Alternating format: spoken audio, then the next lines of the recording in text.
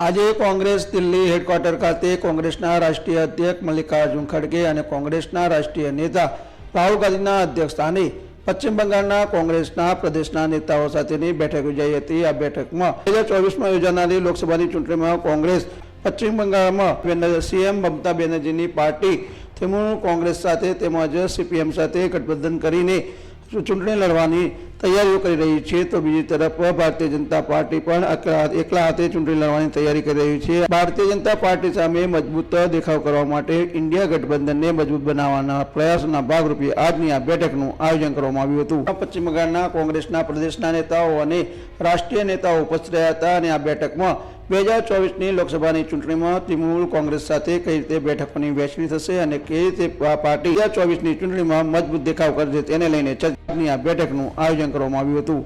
Mahendra Raval, Kranti live news, Gandhinagar.